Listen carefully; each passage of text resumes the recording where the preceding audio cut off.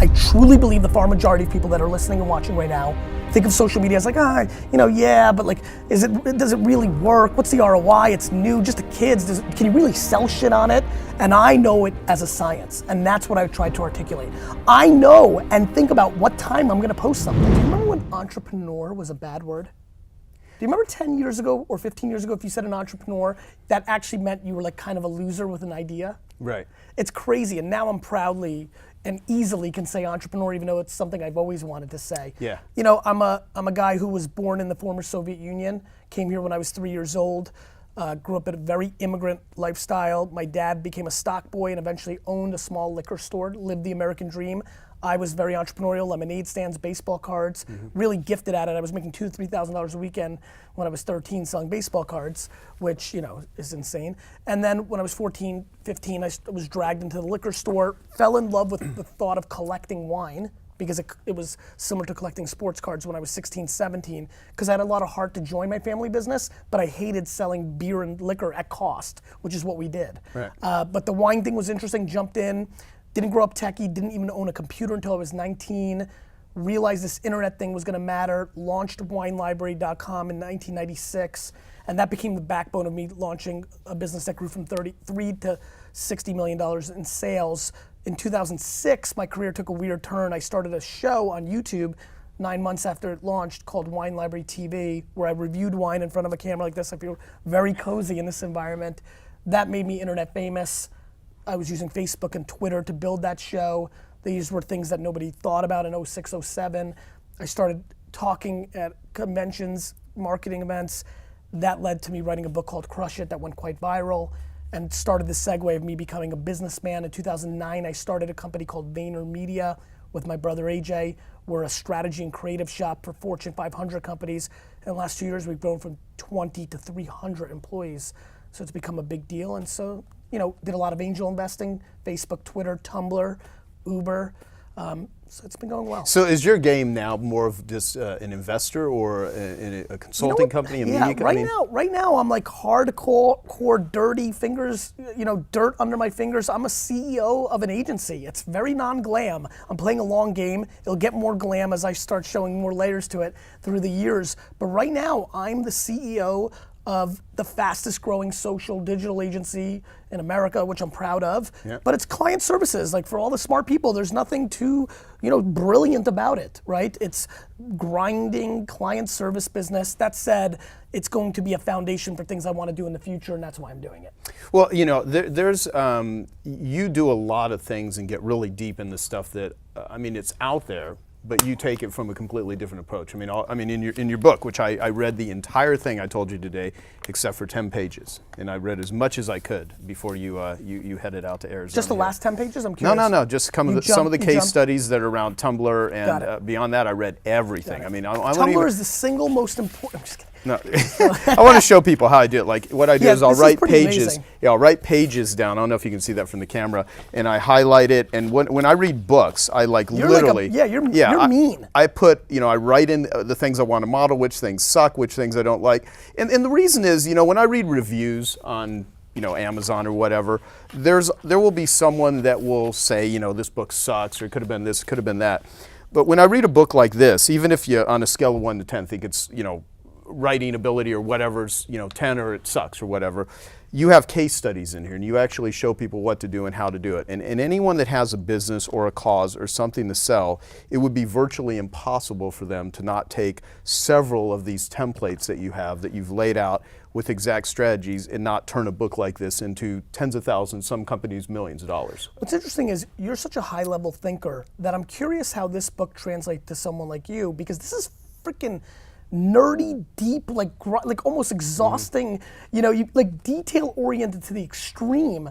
But I wanted to, after writing 2 very philosophical books in Crush It and Thank You Economy, to really make a how-to book. I mean, this is literally, again, on the way here, from the airport to here, not far. We hit some traffic, 20 minutes. Somebody tweeted, did you see this, Nate? Sorry, Nate, you know, somebody tweeted an actual results to a Facebook status update, and it said, your post is 95% better than your normal status updates. I've had 2 tweets showing actual screenshots of results from people already, tangible, of like driving higher engagement and awareness. And that's, listen, for everybody that's watching right now, the only thing I want, if you sell crap, I can't help you. But what I wanted to do with this book is make sure that there are emerging platforms, Facebook, Twitter, Tumblr, Pinterest, Instagram, Vine, in a world where email marketing open rates are down from 37 to 12% over the last 7 years as a whole in email marketing. I mean, I've built my business on email marketing. You've done plenty of email marketing. Yeah, exactly. Diminishing returns. AdWords and Google ads are down 15% in click-through, right? Banner ad click-through is collapsing. And so all these traditional digital media ways to communicate are diminishing, and there's some emerging ones, and I wanted to write the textbook for that. Yeah, and it's, so from that standpoint, a guy like me, what I'll do with this is I'll give it to every one of my employees that has anything to do with which is pretty much everyone, communicating with the public, just so they can learn better ways of doing it, okay? The other thing is I'll pick and choose which platforms I'm really, myself, I'm going to engage in with versus what my company is going to engage in with. And secondly, it's something like the purpose of doing this video. This video is going to go on I Love Marketing. It's going to go to Genius Network. I'm getting a copy of your book for everyone in my 25K group. I mean, it's something that all of them will find valuable, but it's one of those things to where, here's the way I look at it. If you're going to spend 30 minutes a week on Facebook, if you're going to spend which most people are going to spend hours on Facebook or Twitter or Tumblr or whatever, and you won't take a couple of hours to read a book on how to do it better, it's not like the time is not there. It's how you're using it. And so, you know. I have a good sense of your community. I am so aware why social media, in comparison to a lot of the other things that have been around longer, is less attractive. Because social media, unlike digital media, unlike email marketing, banner retargeting ads, SEO and SEM, video, unlike the back of magazines, unlike so many other things, social media actually sucks because it's a marathon, not a sprint. Right. The return on the investment on this stuff takes longer. It just does. And I'm very aware how unattractive that was coming from my lips to a world that's looking for quicker and more efficient results, again, an audience that has heart for work-life balance. If you can automate it, it's gonna be better. The truth though is, where I'm most worried about and why I have a lot of passion, why I'm excited to be here and hoping that people that haven't seen me before or don't deeply know what I talk about are watching this or listening to this, is that there's a real issue at hand. The attention of our consumer, the people that we court, the attention of them is dwindling in traditional platforms we're used to and is quickly being relegated to their phone as they swipe it and a lot of the time in that swipe is on one of these 10 platforms. And if you do not know how to storytell what you bring to the table on these platforms, there's going to be a cross-section over the next half decade where you will not be relevant if you're unable to communicate there.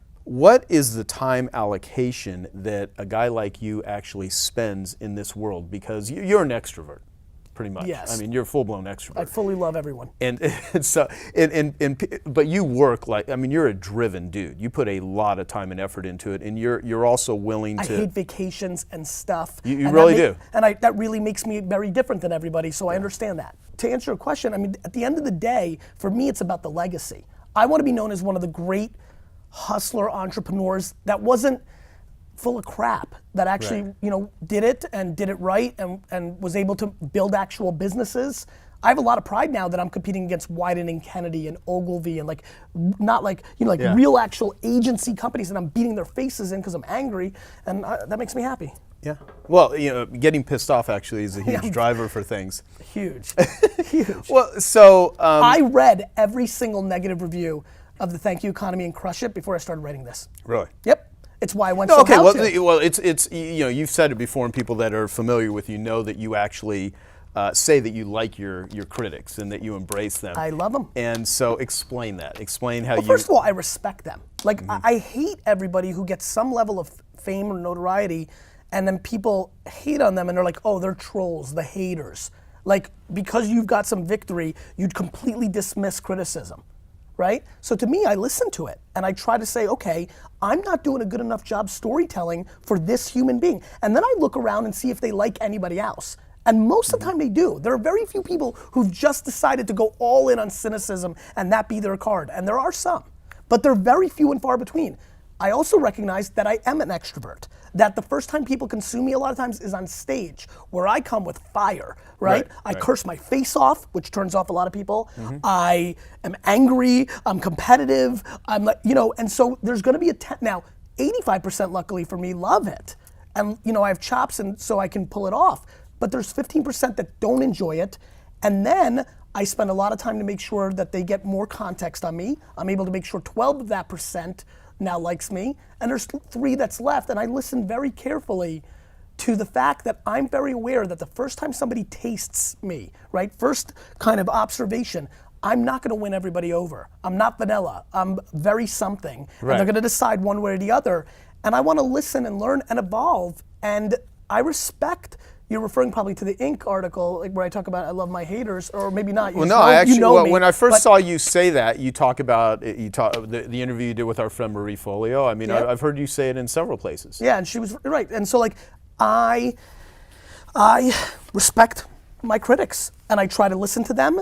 Now, it doesn't mean that I think they're right, or is in the same way that I don't think the people that blindly think I'm a genius are right. Like, I continue to critically think and try to evolve. If I'm not better than I was when we first met 5 years ago, what have you, then I'm not doing my job. Then I'm not gonna be relevant.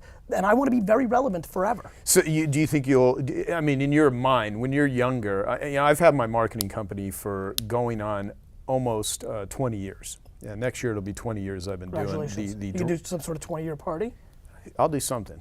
I mean, I don't know what. Crazy? Of course, yeah, okay. It's going to be batshit crazy. So, but it's I've been doing it for a long time, and I watch some people that start off really strong and then they fizzle out. And I've always listened to that cliche and took it seriously. Be nice to the people you meet on the way up; they're the same people you meet on the way down. And you run across people 10 years from today that you ran and I think you're one of these people that really get and understand that, because you're totally engaged with a shitload of people and you pay a time price. You pay the ultimate price. Yeah, in order to do that. Yes, I do. And I think your reputation is critical. And in spite of, you may rub people the wrong way and everyone may not like you, but if you never sell shit to people, don't go out there and promise things that you're not capable of pulling together, backing up, delivering upon all that. I mean, don't do business with scumbags, that sort of stuff. And I think, one thing about you is that you really care and engage with people, and that's why you're so bonded. I mean, people treat you like a rock star. Super, super happy and feel really good at night when I close my eyes that anybody that has any depth of knowledge of me feels good about me. That every time, I get plenty of emails of people thinking about doing business with me and saying, I really dug and I'm impressed. Right. Like even the friends that always zing people, they liked you, or they said they didn't know you, or they said, wow, I hated him, but then I liked him. Again, my criticism only comes from my bravado, because I'm equally egotistical and humble. Right. And it depends on what moment I'm in at that second, right? Yeah. I truly believe I'm better than everybody in marketing, I truly do. And I truly believe that I'm still just a kid that, sucks and came from nothing. And like, I have them both. Right. And so it depends on if you edited what I just said, you could have stopped at the best in marketing. And that's what some people hear. They didn't take my comment into consideration. Yeah. And so I get it and I respect it. And all I keep doing is trying to execute. I started VaynerMedia to remind people that one of the best reasons to listen to me is because I actually build businesses. Right. I'm now on my second, within 2 years of running it, growing it by 8 figures, and not in information, not in pure execution. A retail wine shop, an actual agency that goes for Fortune 500 clients. I think that gives me a lot of checks in the right column. Yeah, I mean, do you want a $1 billion corporation, or is it not those sort of aspirations? What I think I'm gonna pull off is building product. One day having my own water or my own bubble gum or my own shoe brand. I think my place is marrying my two things, which is marketing and being a retailer. So in a world where I'm an investor in Birchbox, and love those guys. I wish I answered my Warby Parker opportunity email. I blew that one.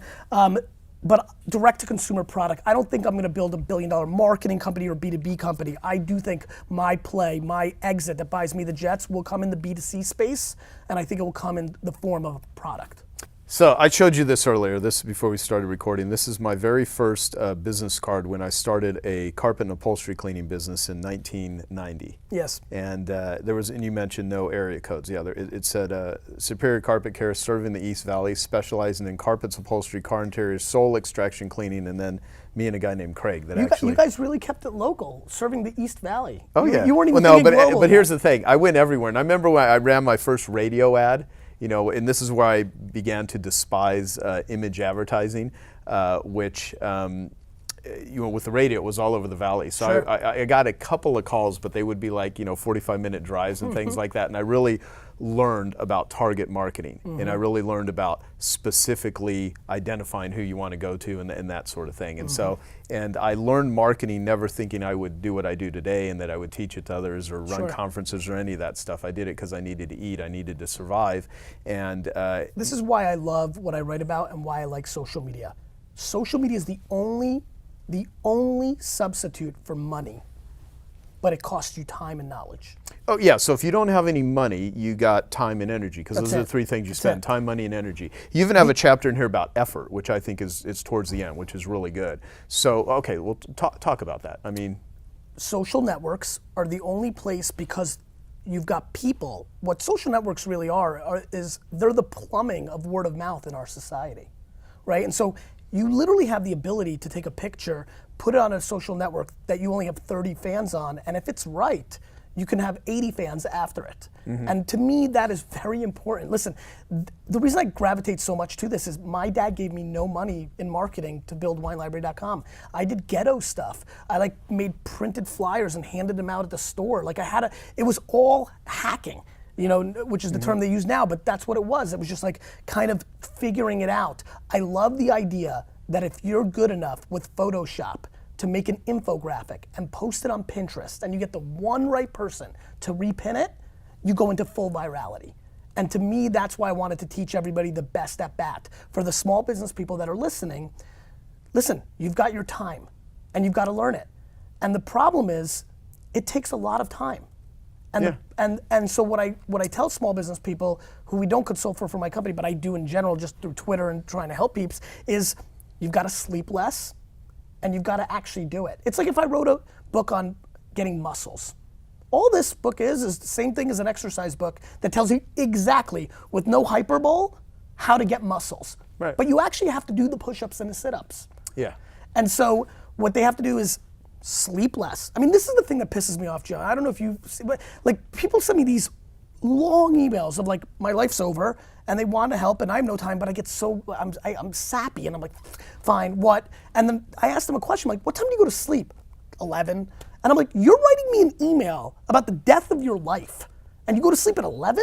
You go to sleep at 2 in the morning, right? I don't have time to build this other business and I have to pay my rent or my student loans, right? And they play Xbox for an hour. Right. Play Xbox when you're comfortable. And so I think the work-life balance thing is really fascinating to me. And so from a small business standpoint, the reason I'm painting that extreme of a picture is I think most small businesses do a lot of dumb shit that doesn't bring them value. If they audit what they do and cut the bottom 25% and apply it to storytelling where customers actually now are, I think they have a better chance of succeeding. Yeah, I mean, completely. Well, going back to your point about the person, I mean, do you think some people are just born to just not make it? Some people have the juice and others don't. I mean, when you use that term, the juice, I mean, you certainly are a guy who has the drive. You are charged. I mean, some people are batteries not included. I mean, what do you say about that? I think that that's true, and I think that everybody who's watching needs to stop complaining. Let me explain. I don't want to complain about my workaholic aspects. I don't want to text or tweet. You're never going to see a tweet from me saying I'm tired. This is what I've chose to do, and this is what I'm executing on. And so I have all these friends that are highly successful, and they're working. They're really working. Mm-hmm. It's not automated. Right. And I see them. I saw a bunch of them in SF, where a lot of them happen to be, a couple days ago. First words out of their mouth, I'm tired, not spending enough time with my kids. I'm like, so spend more time with them. So I equally don't want to complain of my lack of time with my kids or too much work or all these flights in the same way where people are like, complaining that they don't have big businesses, yet they have tremendous work-life balance. They're on the bowling team. They see their kids all the time. They're at the bar with their buddies all the time. They've seen every college fucking football game for the last 3 years. I mean, they've got work-life balance. So what I think is some people are more driven, and I think some people are less driven, and I think people need to really become self-aware and not complain about the grass being greener on the other side. That to me is what bothers me. I don't mind, listen, I have friends I have 50 friends on the top 500 on Forbes, and I've got 50 friends that I went to high school with and college with that make less than $70,000 a year. And I'm telling you right now, straight up, mix them all together, who are the 10 happiest? 5 and 5. Yeah. Oh, Right? Totally. And so, Yeah. you know, I don't judge anybody else. I just don't like complaining. Well, you know, my friend Dan Sullivan says you can create or you can complain, but you can't do both. You know. I just hate it. Yeah. I don't know if it's the Eastern European thing. It was like so unacceptable in my household. I don't know if I was formed that way. I mean, you know, I mean, I like to rant, and so do you. Oh, I love to rant Yeah. and bust chops and like compete. I love to compete. But like people saying like, you know, like people think things are luck. Luck? Like, yes, I definitely believe there's serendipity. But like, how do you not understand that of course you're gonna get luckier if you take 800 at bats instead of 32? Right. Like, you know, I get luckier by the less amount of time I sleep. So let me take that as an example of, I think, a behavioral change, because you know we can talk about tricks and techniques and methods, and I don't mean tricks like you're tricking people, but just simple strategies that work, which are in your book. I mean, you got like a blueprint that's a recipe. We're having book. a very philosophical conversation, and you're absolutely right. What I'm like really worried about right now is I think social media is confusing people. Do you know why I compared it to boxing? Boxing, to most people that are watching, listening right now, is two dudes going into the ring and trying to punch each other in the face. Mm-hmm. Do you know why most boxing matches don't end in a knockout? Because boxing is known as a sweet science. Because people that actually learn how to fight and throw mixed martial arts into it, they actually know the subtle moves in a body to actually stop you from getting knocked the fuck out. Which is what doesn't happen. Do you know why there's so many knockouts in fights outside of bars? Because we don't know how to defend ourselves or counter or move. Floyd Mayweather's gonna make $500 million on moving his shoulder. Like a little subtle move. Same thing with social media. I truly believe the far majority of people that are listening and watching right now think of social media as like, you know, yeah, but like, does it really work? What's the ROI? It's new, just the kids. Can you really sell shit on it? And I know it as a science, and that's what I tried to articulate. I know and think about what time I'm gonna post something. I mean, let's get to that basic of a level. Yeah. That when all these East Coast people, and there's a lot of East Coast bias in social networking, there's a lot more content produced on the East Coast than the West Coast, that all these East Coast people, when they're trying to sell something and post something at 9 o'clock in the morning because they're fresh and ready to go, if your audience also lives in San Francisco, which they do, it's 6 in the morning, you missed them. Like you couldn't have waited till 11:30? Yeah. And so like, you know, or if you're targeting females, posting something on Pinterest at 9:20 in the morning for stay-at-home mom culture works. And so you're trying to get to young dudes and you're trying to sell video games, post at 2 in the morning and 11. And so just the time and when you post is a science in itself that most people just disregard because they're treating social networks like email services. They're just blasting. Well, and I mean, I think until you actually get in and play the game, if you read about it and hear about it, that's one thing. So like, if you were to take negative comments on, say, your book or anyone's book that's like a how-to strategy book that actually works, what you'll rarely see from any of the critics is like, I read your book and I tried that and it didn't work. What you hear is people that bitch about, they never even try anything. They have vested emotional or romantic beliefs in the thing that you're countering against. Yeah, exactly. I mean, I have TV people coming up to me all the time, people that make their money by selling TV ads saying, this doesn't work. I'm like, of course you don't think that. You're just the radio guy from the 1950s. Yeah. Let me ask you a question if you don't mind. Ask me whatever you want. What part was the most valuable aha from a tactic or a specific, like what was one or two things that you were like, I'm cool, I now know that?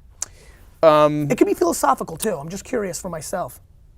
Well, one thing you said towards the end where you said marketing is hard, you know, because it is. It's gotten harder. Totally. Because there's fragmentation of attention. And the reason why image advertising or say brand building for the sake of putting a logo and things out there, I mean, you speak about brand in a much different way, which we can talk about, is the reason most people don't do good marketing is they're not willing to, one, learn what to do, apply the time to do it, and it's a hell of a lot easier to throw ego-based, picture myself, my logo, than it is to really think about the psychology and the mindset of someone that you're trying to sell to.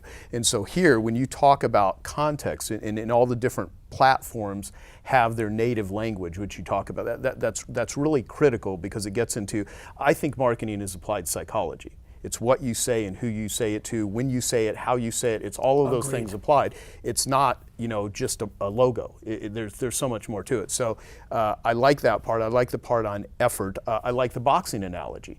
I, for years, have I've said this numerous times, that marketing is like boxing. Rarely are you going to hit them with a Mike Tyson punch. I never use the exact word jabs, but I said, what you do is you wear people down. Selling is seduction. All of the stuff you do is it's like foreplay. I mean, you even make the comparison to dating in here too. Absolutely. It's like, before you ask someone to go to bed with you, they first got to know, like, and trust you. They got to feel safe. You got to have rapport with them. You got to feel comfortable. So, and like, you take I Love Marketing, which is one of the places this episode is going to go. I mean, at the time we're doing this, we got about 300,000 active subscribers on iTunes. And you've been doing this for a long time. Well, that a couple years. My other interview started in 1996. So I've interviewed. You asked me earlier how many people I've interviewed. I've interviewed over 400 people. I said, you're like Oprah, and he said yes. That was it. That was the whole conversation. I enjoyed that. And every type of person you could imagine, from the top doctor on sex addiction to Sandra Day O'Connor, I interviewed here a couple weeks ago. Damon John from Shark Tank, we did a video interview here a couple weeks ago. I mean, all kinds of people, mostly entrepreneurs. But so going back to the boxing thing, I give away a ton of free content. The very first thing I did in carpet cleaning, I don't know if you know the exact story. I mean, you have a little bit of background, but not the specifics. Is when I learned that, and it's the things that people don't know that they don't know that will help them make a buying decision. And when it comes to hiring a carpet cleaner, if the only choice you have is price, you're going to always go for the lowest price. So I had to give people a reason to do business with me other than price. So one of the first things that I created before the internet, so I started educating people on how to choose a carpet cleaner. So I had a consumer awareness guide to carpet cleaning. Read this guide and you'll discover 7 questions to ask a carpet cleaner before inviting them to your home. You did content marketing. I taught them how to do stuff, and that turned into 24-hour free recorded messages. By the end of the 1990s, every major phone book in the United States had one or multiple versions of my ads running in home remodeling, pest control, chiropractic, carpet cleaning, gyms, you name it, driving people to listen to free recorded message. So in a lot of ways, those were jabs. Yes, they were. As you explained in the book, it's giving away free content. I Love Marketing, our goal with I Love Marketing was to have the best marketing podcast in the world, giving away information for free, better than what most people would charge for. That's right. And people keep asking me, what's your monetization strategy? It's like, it's just jab. bonding with a shitload of people. It's a global jab. Yeah. And honestly, at the highest level, this book, even though it's completely dictated to the micro content that we put out on these social networks, it's how I live my life. Mm-hmm. And the only way you can actually live your life that way is you have zero expectation on the back end. See, what works for me, and I got lucky, this is not, I'm smart, this is how I'm wired. I'm willing to jab, give. And so jab, right hook stands for give, then ask. Yeah. And I'm okay that even if I feel, and I do sometimes feel like I've given a lot, and when I ask, I get nothing in return. It's kind of like the Bronx Tale where the guy, I think this is the movie, the Bronx Tale where the kid has the kid that, I don't know. I mean, I've probably seen it years ago, but I can't But there's remember. a scene in some gangster movie, help me crowd if you can, where the gangster's like mentoring the little kid, and the little kid's mad because he lent this one other kid $20 and the kid won't pay him back, and he goes, you got off cheap. And that's how I feel. If I give, and then I ask, and I don't get returns, I'm like, okay, I understand, and I'll do it again. I actually won't say after one time. If I do it twice, then I'm like, okay, listen, this person's viewing the giving and the taking kind of play a different way than I am, and then I can walk away and put my energy in other relationships. Yeah. I'll tell you, first off, life gives to the giver and takes from the taker. I mean, I absolutely believe that. It's a karmic thing. And there are people that just are, they're the type of individual where everything's a tit for tat sort of relationship. I hate that. And I don't know if you can fix that without some therapy or some real hitting bottom bottom it's or okay. something. Listen, it's okay. By the way, some people are very black and white, and I can get, even though I hate it because it doesn't come natural to me, it's actually quite, in theory, very fair. Dude. Then there's people that just take. That's the worst of it. Yeah, But here's where I break it down. People have not applied this to social networks. The amount of people watching right now that use their Facebook account like an email service. Every post is, listen to my podcast, buy this, do that, go to my seminar, buy my thing. Just, it's all right hooks. And I don't know if you know anything about boxing, but even if you know nothing about it, you can figure this one out. If you know a right hook is coming, you're ducking. Yeah, it's a good point. See, people love to be sold, they hate to be pressured, and if they feel like it's constant, it's a setup. Everything is a setup in order to get what you want. Right? The sweet science. That's boxing's nickname. I think that's fascinating. And I think social media right now is very grossly underestimated because I think the whole world's going long tail sell cycle. And there's still places for quick hits, but there's becoming a tougher game to get to people. People are becoming more cynical to advertising because the youth has been bombarded with marketing compared to what we grew up with. The 90s was no marketing compared to what we see in 20, and so you've got to romance it even more than you did in the past. Yeah. Hey, I hope you're enjoying this video, and I want to let you know that I have a new book that's come out, and if you'd like to get it absolutely free, there's a link below in the description, or you can wait till the end of this video, or you can simply go to joesfreebook.com and you can get a copy there. You know, I have an idea just sitting here thinking about this with people that would really want to go deep with your book and really, really utilize it. Is I have meetup groups that we just teach people how to do meetup groups. And when I say teach, it's not like I have any major instructions other than at I Love Marketing. People can click on a meetup tab. There is a document that they can download. You use meetup.com? Or? Yeah, but some people have them on Facebook. Some people just organize it. But they're every day, somewhere in the world, there's probably 100 people gathering, talking about what we talk about on I Love Marketing. It's super cool. We have them in all kinds of different countries. And we don't charge people. It's just like, we just encourage them to do it. You're giving them a tool to create more community. Yeah. There's a PDF. It's like what questions to ask, how to start it. And I think a really great thing for a lot of the people at I Love Marketing would be to get Gary's book and like go through the different case studies on all the different social networks and all the different things. There's about 7 that you really covered in depth here, and some ideas of future ones, which I'll ask you about before we wrap up. Is to actually discuss them and even maybe even organize meetup groups based around this book where people can show each other what they're doing and how to do it. Because one of the greatest things of teaching stuff to other people is it forces you to look at your own stuff. It is, when you had to do this book, I know you had to audit your own shit. And a lot of people aren't willing to do that. It's funny, I just said this morning somewhere else. I said, the biggest thing I'm worried about is I'm educating people so much, I'm always testing my own theories back to almost the same thesis of why I respect my haters. I'm actually still, right now, today, doing things that I say don't do because I want to look at the metrics. I want to know if Facebook's changing or Twitter's changing. And I was like, wait, I might have to stop for a little bit because people are going to be like, dude, you're putting a link in Facebook and just sending it, just like you say don't. Yeah. So it's kind of interesting. What I mean by that and why I'm saying that is absolutely, and not only am I also auditing my shit at all times prior to this, I'm doing it post this, always in real time. It's the number one thing I care about. Yeah. Well, okay, so let me go back to this. So, small carpet cleaning company as an example. What do you recommend they do? Should they be on Pinterest? Should they be on, what should they do? That's a great question. I think first and foremost, the number one platform for a small carpet cleaning company is to be on Facebook. Because the target audience that I'm assuming is looking for carpet cleaners, you can definitely reach on Facebook. You can get hyper local. You can do your status updates just in Tucson, Arizona. And you're gonna get 84 people, but that's okay because it's back to targeting, and getting 3 people converting in your local area is better than somebody in Michigan if you're not a global company, right? I think the other thing you need to really think about is how much are you gonna spend, if anything, to acquire a base of fans in your local area, or just putting out content and then using your email service and your website and your word of mouth to build your base. You have to start with a base. I recommend spending $1,000 to $5,000 if you have it to buy fans that are targeted in your area and make just awareness ads. What I mean by that is Gary's Carpet Cleaners, no offer, because what you're doing there is you're getting people that are opting in that are high quality because they're not opting in for the deal. They're opting in because they have some interest to hear from you. Then, once you've got some sort of base, you start putting out, you did this, you know where I'm going. This is what, the 7-step thing you did, that's what I would do. It's what I did with Wine Library TV. We're like two kids from the same pod. I put out a wine show every day to educate people. No, I mean, we both came from the world of education-based marketing. It's what it is. And we teach people how to make decisions. I would do Fun Fact Friday and put out a piece of content that truly educated about carpet cleaning, even if it hurt me. Even if I would literally readjust my business model before I'd come out with what the advice I'm giving to make them the most educated, because you want to be in the business where the most educated consumer is going to always pick you. That means you're the best. Yeah.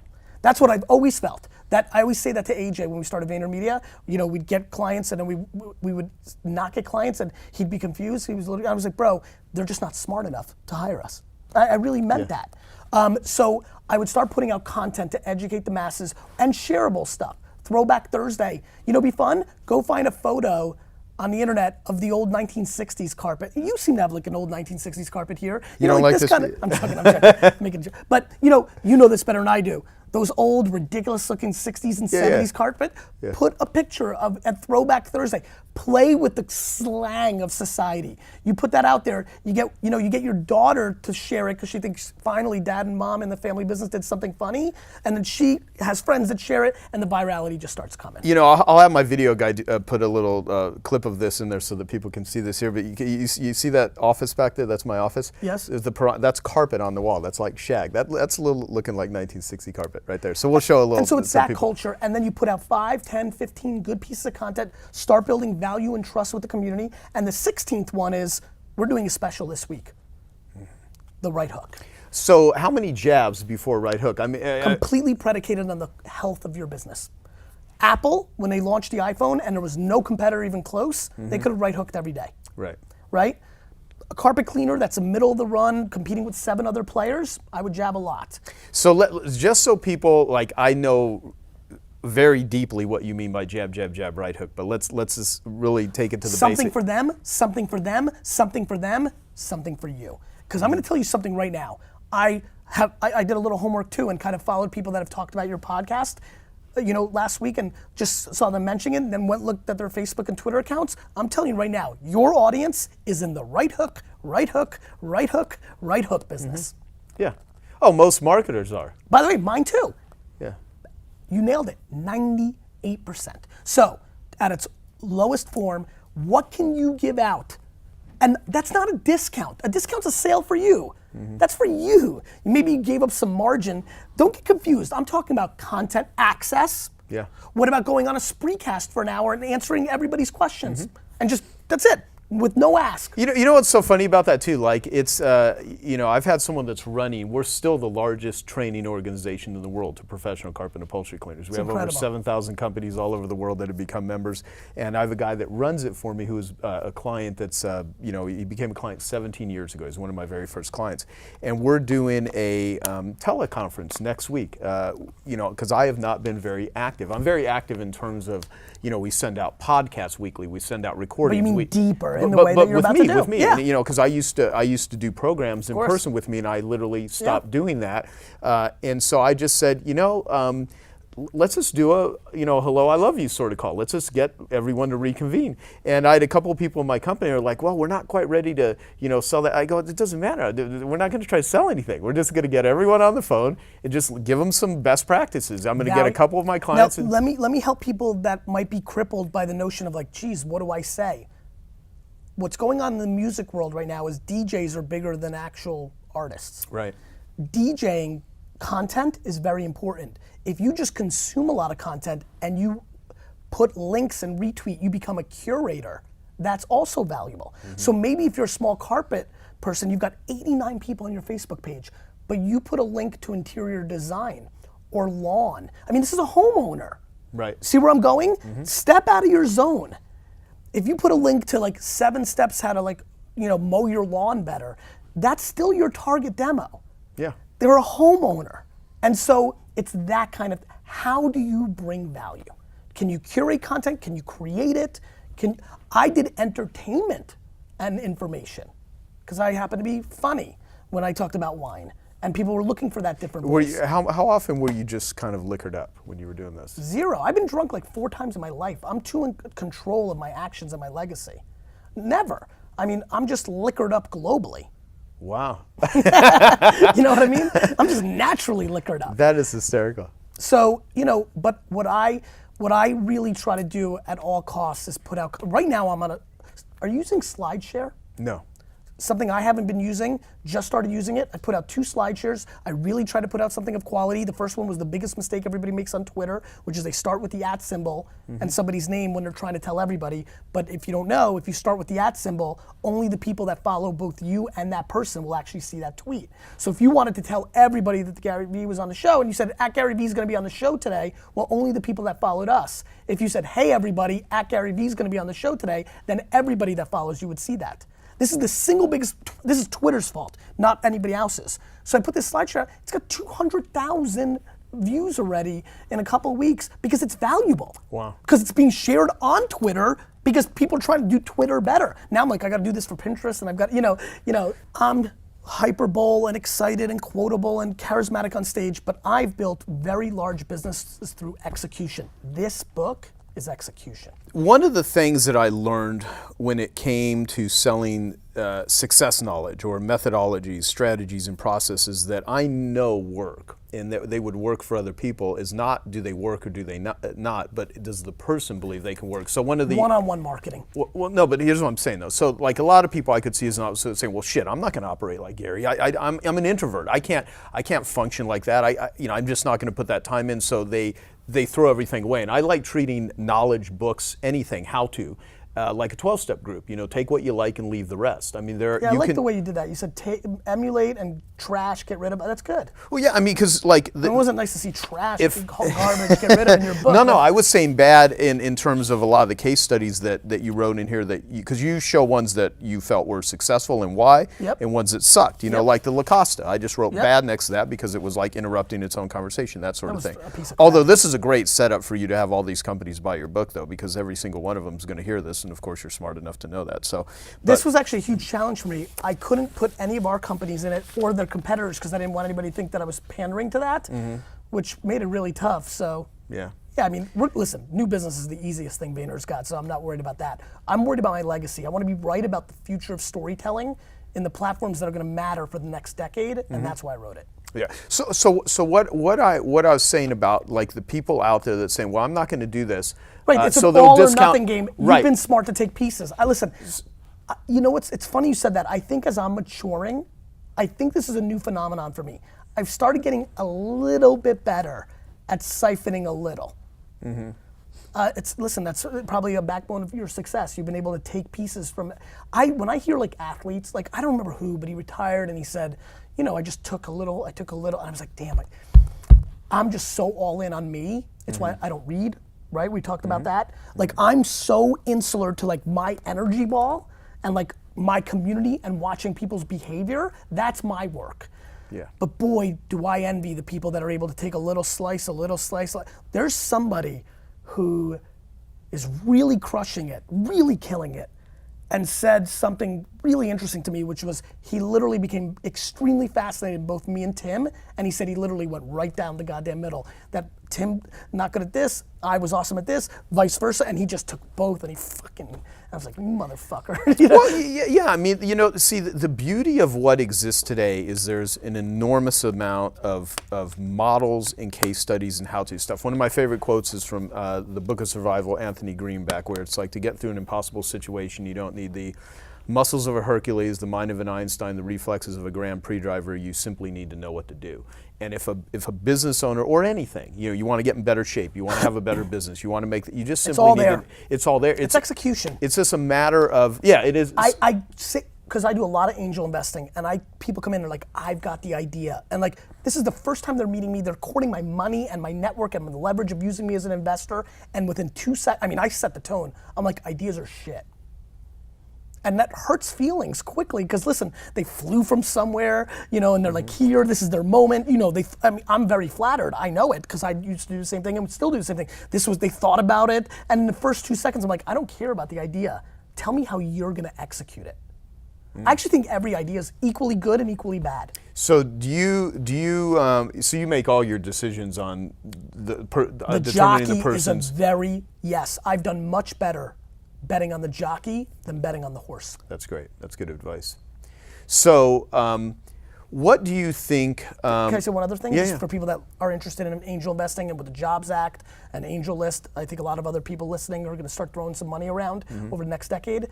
The other good thing about betting on the jockey, sometimes the jockey doesn't win, but if you know the jockey's great and you could watch how they navigated, because maybe the horse was a dud, sometimes they win on the next one. I mean, you look at people who didn't win on Odeo and bailed on Ev, and the next thing was Twitter. Right. You know? Yeah. Yeah, great point. Well, I made a post on Facebook before you were to come down here saying I'm doing an interview with Gary Vaynerchuk later today in Arizona. What do you think the number one best, most awesome question to ask him? Of course, because I wanted to engage the people, and I'm going to send all of them a copy of this interview once. I'm going to post it, and they're going to love it. So Bonnie, she said, I would ask him about his self-ang. I can never come out that word is. Well, it's like bragging. It's basically bravado. Right, yeah, and natural bravado. So. Have you always been like this, or is this a shtick that you had to develop? No, my mom is at fault. My mom, it used to be so much worse. I'm about to tell you a story that's so true and so insane. When I was 16 years old, I used to walk down the halls of my high school and truly think I was the single best looking person on earth. My mom brainwashed me and built so much self-esteem in my body that it's never been able to I mean, as much as I try to like become older and learn, and some of it seeps out, there was so much there that. Now listen, I know and I'm very proud of it, especially because I know my intent is good. Let me say something that paints a picture of how I think I roll. I think there's two ways to build the biggest building in town. One is to build the biggest building in town. Two is to tear down all the other buildings around you. I'm very proud that I'm one. I have plenty bravado, and I have all this, but I root for everybody else equally. And if they're doing better or this, that, and the other thing, then it only makes me want to compete. You know what? There's a good point of success with that too, because if you're someone that celebrates the success of others, which is not what I think most people do, I think there's a tremendous amount of jealousy and envy, and it may not even be expressed with words, but they're constantly thinking about, I got fucked, or it's not fair, and it's an entitlement. Or they got lucky, or look what happened. Right. And to me, I'm the other way. I don't do it outwardly that much. Of course, on an exit or something great, I'll call or email, but I'm rooting, like Tim had his TV show the other day, and I'm like sitting there begging for this to be like a breakout hit. I want everybody to win. Yeah. By the way, I'm competitive. The more other people win, the more I'm like, oh, I better get my game up. You know, and so to that point, yes, I have bravado, yes, I have ego, but I have a shocking amount of humility as well, because I also think I'm zero at the same time. It's just a bridge. I'm pulling from opposite directions. Yeah. So another question was, if you lost it all tomorrow, what action plan would you put together to implement and kick ass? Like if you lost everything, what would you question. do? This is so dark. I'm about to go dark. Up until my daughter was 2, which is only 2 years ago, up until 2 years ago, I secretly wanted to lose it all. I wanted the Phoenix moment. I was like, because I'm so confident that if I was at 0, that I'd know what to do, that, boy, do I, like. We could arrange that. I mean, you know, the action plan would be, listen, VaynerMedia was self-funded with $0 put in. We just went out and got a client. I mean, if I lost everything, I'd still be me. Now, a lot of people wouldn't blindly think I was smart because look, I lost everything, right? So I'd have to understand what that would mean to my reputation, but I can sell stuff. I'll go sell rocks outside and make $100,000 a year. You know what? Here's the thing: the ability to learn how to sell. You like that one? Yeah, the ability to learn how to sell and market. Give me a T-shirt. I want a T-shirt that says, "I'll go sell rocks outside. I'll make $100,000 a year." Yeah, we should. We should do that with the little I love quote. marketing. Little slogan there. All right, so here, let me do one more. What's the number one most important question he gets most of the time, and why does he think this is not important? I get it now. The funny part to that question is most of them. People are so fixated on this book to you. I think you and I are actually in the psychology business. And then we just happen to do other things. Yeah. This is not really a book deep that touches our heart. And so people are always asking questions that are about this, tactics. It's about a religion, not the church. People are always like, what color should we paint the church? What kind of lights should we put in the church? How many parking spots should we have in the church? Assholes, it's about the religion. So 99.9, got it? Yeah. 99.9999999% of the questions that are being asked of me are not the important questions. The important EQ over IQ. HR, I'm the head of HR at VaynerMedia, comma, the CEO. Got it? Yeah. The questions that people are asking are very small-minded, tactical, and don't matter anywhere as close to as much as taking care of the customer, having a value proposition, giving up front. What should people pay attention to? Like, okay, with all the new stuff that's going on, you are, Habits. Don't you think it's weird that when you go to the airport, every single person is looking at a screen? Don't you think that's weird? Don't you think that's weird that while we were doing this interview, our right-hand peeps are over there in their screen? What does that mean? That means that 10 years ago, our right-hand peeps sitting right there would have consumed and gave us all the attention and picked up everything that we talked about, and that did not happen here today. Yeah, and you even say in the book, there's no such thing anymore of undivided attention. It's gone. That's right, and so you need micro attention. So habits, consumer habits. If you're not going to iTunes top 100 free apps once a week to just see what's doing well, that's how I figured out that Snapchat mattered and started using it. It gives you trends, it gives you psyche, it makes you realize people like gaming, people like escapism with entertainment, people like utility, the apps that make their lives better, right? People like social networks, that means we like people. Pay attention to people's habits. Look at your nieces and nephews. Pay attention that your 60-year-old aunt now is spending her whole day on Facebook. There's things happening here, people. Yeah. So last thing I'll ask you is well, maybe, why do you love marketing? I mean, you've really jumped really deep into this, and a lot of people, they hear marketing and they immediately have this, oh, it's bad, it's manipulation. Less and less though. Marketing's starting to go through a similar thing as entrepreneurship. Well, the definition of entrepreneur. I don't know if you know. The original definition of entrepreneur came from in 1804 from John Baptiste Say, who said an entrepreneur is an individual that takes resources from a lower level of productivity to a higher level. So whenever you're taking something from here to there, and a lot of people think, oh, there's an axe, let's create a chainsaw, that's entrepreneurship, which it is. But if you take someone's brain, their thinking, their capabilities from here to here, if you just think more effectively, you can be entrepreneurial. So I'm a storyteller through and through. I started off with by the way, a lot of my success is predicated on my dad. I talk so much about my mom. My dad stripped so much bullshit out of my body at 14, 15, 16 because he is the opposite of me. He actually has insane expectations of others. One strike, one lie, death. It's insane. It's real tough. My dad's got a tough life. He doesn't have that many friends because of this. He has, but what that did was, I was like, wait a minute, I can't bullshit my dad. I'm not gonna have a good relationship with him. And it's slowly but surely, and then the transparency of the internet. But I'm a storyteller. I love the story. Yeah. Right? I love the story. And so that's what marketing to me is storytelling. And you know what? But by the way, I want to say something that's very important to me. Storytelling, I think the best salespeople are people that sell something they believe. I sell stuff I believe in. Yeah. Like every wine, every app, the way I sold you on Twitter, I believed. I fully believe, and I think that I love marketing because I think it's storytelling, and storytelling to me is everything. It's everything. Yeah. It's the fabric of our society to me. Well, and for a guy that works his ass off and who literally, from the time I've known you, I've not only seen you not lose any enthusiasm, it's only gotten bigger and bigger. Is I think the number one sales job that all of us need to do every day is we need to sell ourselves on what the hell we're doing. And a lot of people, they disconnect from that. The storytelling is not just what you tell to the public, what you say on social media. It's what you say to yourself, what goes on in your head. And if you just simply tell yourself and everyone else a better story, guess what? You can write a love story, you can write a horror story. I mean, your life is your story. There's something really important to what you said because I'm very concerned about where people take it. I want to add one thing. This is a word that is rarely talked about in our space that I want to start building more attention for. Self-awareness. If I could give anybody who's watching / listening to this one thing, one potion inject, not hustle, not smart, self-awareness.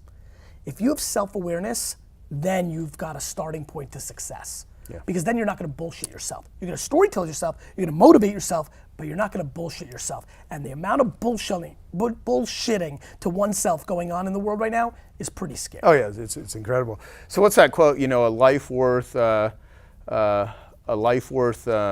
an unexamined life is not worth living.